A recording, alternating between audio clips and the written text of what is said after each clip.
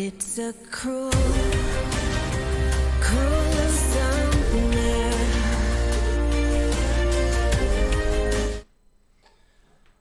Welcome back to Redefine Our Prime. My name is Chris. I'm Ron. And welcome to the Take One review for Cobra Kai Season 2. So I am going to start by saying I'm not a super fan of the Karate Kid and or Cobra Kai series, but I watched all the movies and I'm watching the show and I just really, really enjoy it. But for this video, for this review, I think the guy wearing the Cobra Kai shirt should do most of the talking. Okay, well... Sensei Ron? Hey, you could definitely just branch off whenever you feel. Oh, I will. Yes, I will. okay, well...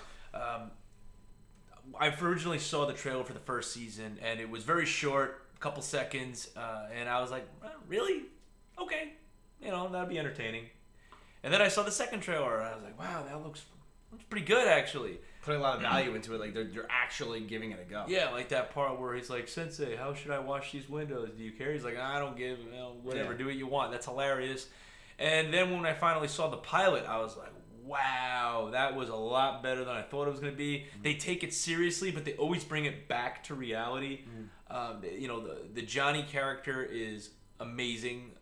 I mean... That's a big contradiction, too, to the Karate Kid movies, right? Because they kind of lived in that more or less high fantasy element with a lot of this stuff. This is more grounded. This is more real. Yes, I think that it definitely relates to our world a lot more. I know it's not in the 80s anymore, but they spend a lot of time, in nostalgia with the 80s. But I was just very pleasantly surprised. The new characters were great. The old character, yes, Miguel and Sam, the daughter, they were all great. Ralph Macchio was great.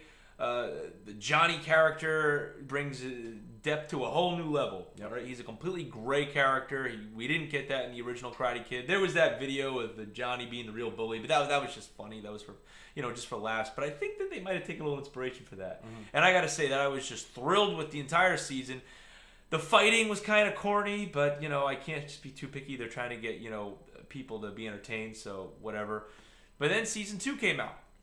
And I remember I think you sent me the trailer, and I was like, yes, they kept the same tone. It looks good. It looks like a good continuation. And for the most part, it really was good. It didn't start really picking up to episode 5, I'd say. I'm going to go into some spoilers now just for, this has been out for a few months. This is more of a discussion video. Yeah. Episode 5 was the one where Hawk trashed Miyagi-Do, and that's when things started to escalate. And can we just call out, I wish I had the audio queued on my stream deck to make it go. That's how we do kind of everything, one take. But the fact that every time they would show Hawk's character, they would actually do like a... like in the wood fighting scene. Yes. When he jumps out of the sky and they do it.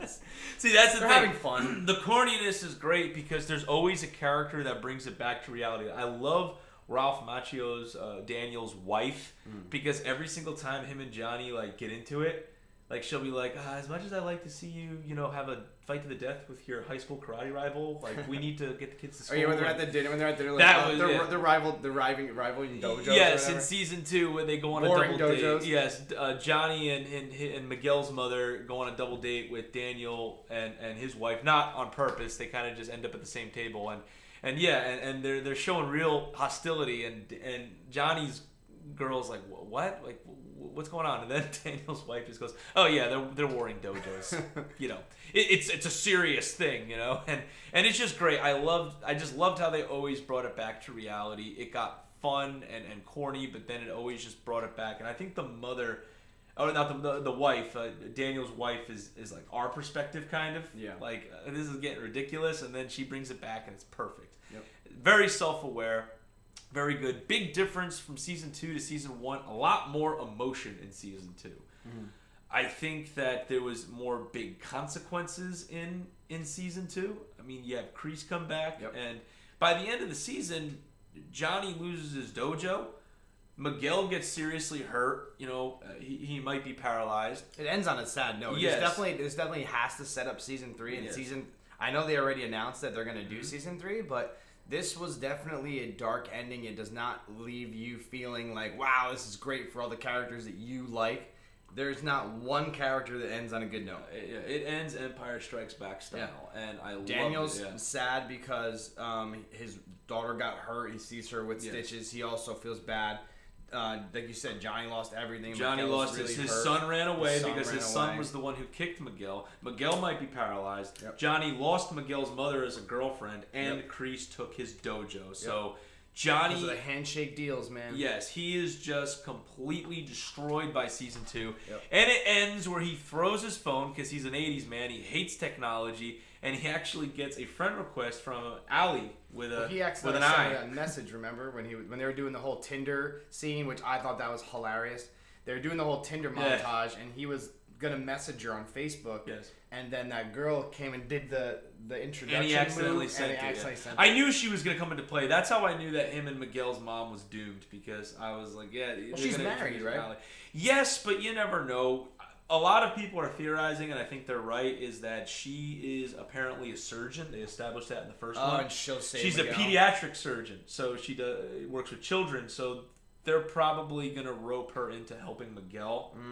And whether she's with Johnny or not, we'll see. But that's definitely how they're gonna make her relevant. As the creators said, we'll have any callback character as long as it makes sense. Yeah, that makes sense. They're not just going to have like Terry Silver for the sake of having Terry Silver, or Mike Barnes for Mike Barnes, or the dude from Okinawa. They're going to have to make sense in the story. Things I want to just really quick go into things that I didn't like. Sure.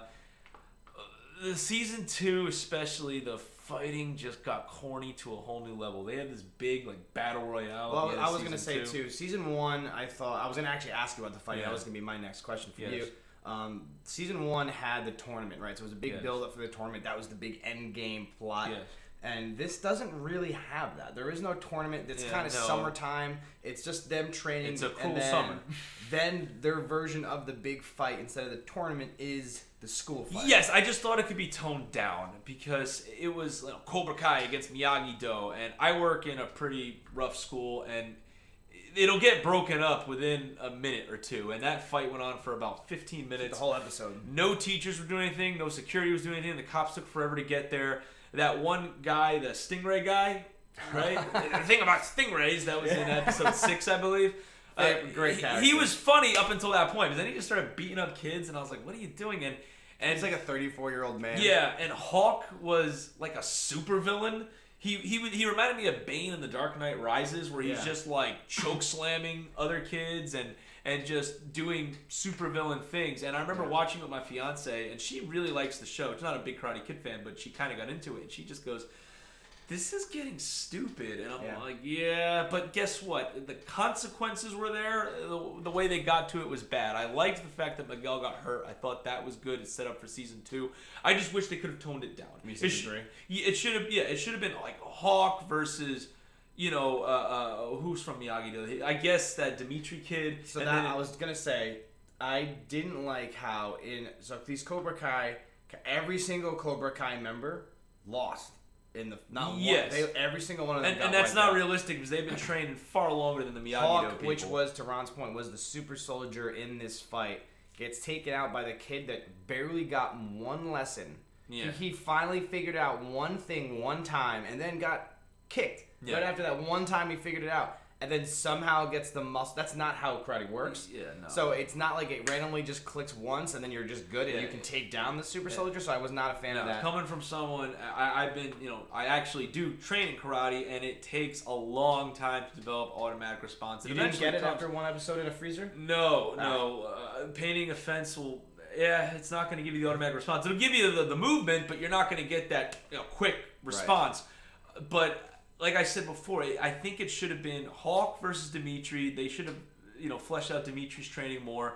It should have been Robbie versus Miguel, and then Sam versus that Tori girl, and that's all you needed. You didn't need the rest of them piling in. The two little mini ones. It just seemed ridiculous. Yeah. They were trying to make it funny, but it wasn't. And then the consequences were serious. So I don't want it to be funny if the consequences are going to be serious. Like, fighting has serious consequences, and they took it too far into a joke to have that kind of an impact in the end. Yep. So that's probably my biggest concern. I loved the episode with the former Cobras.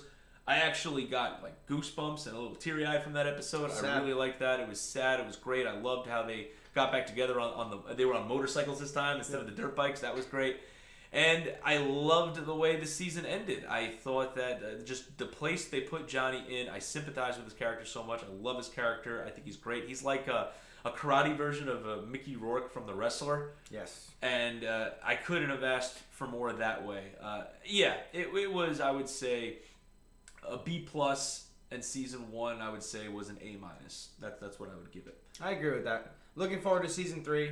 We'll see what we get there. Absolutely. Looking forward to it. We will be back with that in probably a year. Yeah. All right. And I'll get a shirt that matches Ron next time, so I won't just be wearing a random we'll black wear tee. geese next time. The sleeveless black geese. That'd be nice. There's a little sneak peek for a year from now, guys, and we're still around. But as always, thank you so much for watching. If you had fun, like, subscribe, comment on your thoughts about Cobra Kai, and we will see you in the next video.